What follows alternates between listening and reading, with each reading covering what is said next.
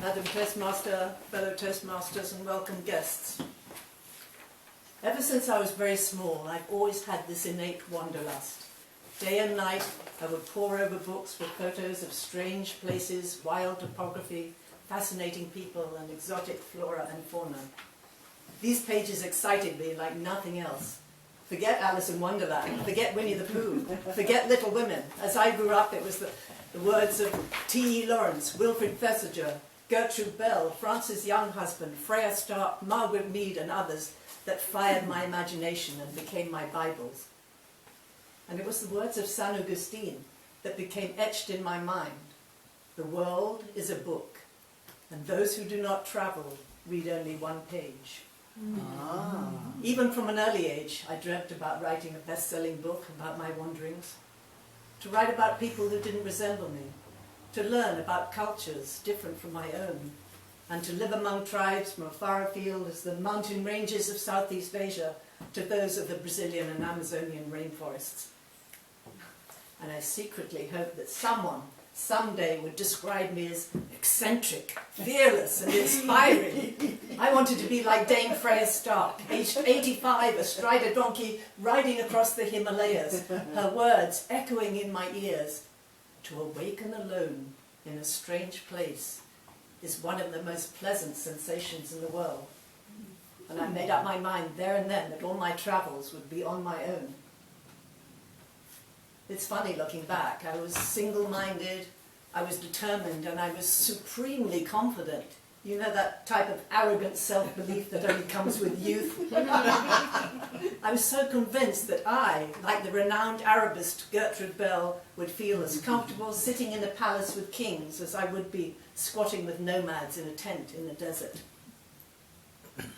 Over the decades, I've travelled extensively to over 80 countries and 7 continents, and during that time I've had to share a train compartment for 2 long weeks with 3 very dirty and very smelly Russian men as we crossed the vast Siberian tundra.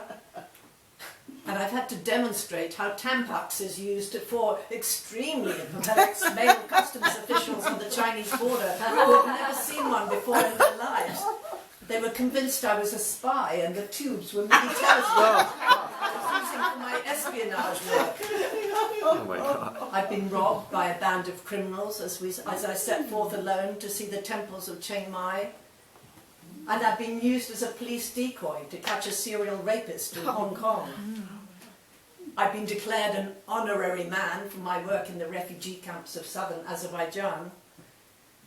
And I've been actually anointed a living goddess by a remote Ifugao tribe living high up in the Cordillera Mountains of the northern Philippines. I've illegally smuggled a terrified young Bosnian refugee girl in the back of my truck under a pile of blankets away from the war zone across 6 countries and 7 borders and into the UK to reunite her with members of her family.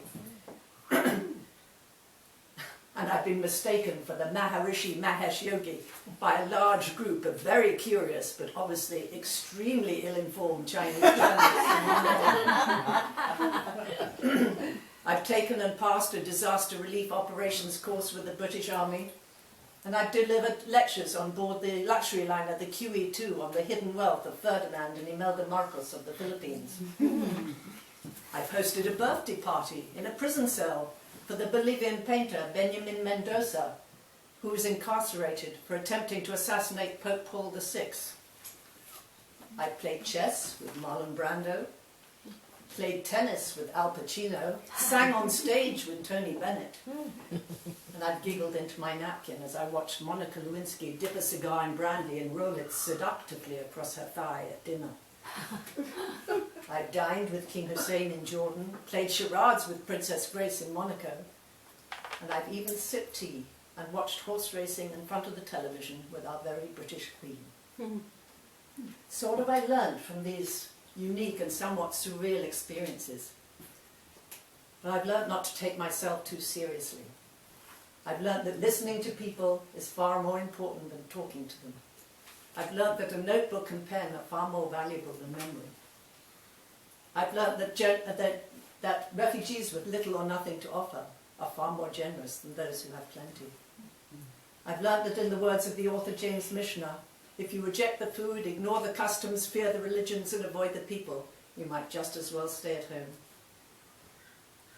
And I've learned that Dame Freya Stark was right all along, that travelling on your own opens up many, many more doors than travelling with others. As some of you may know, some of my dreams have come true. I have indeed written a best-selling book, although sadly it was not about my travels. Oh.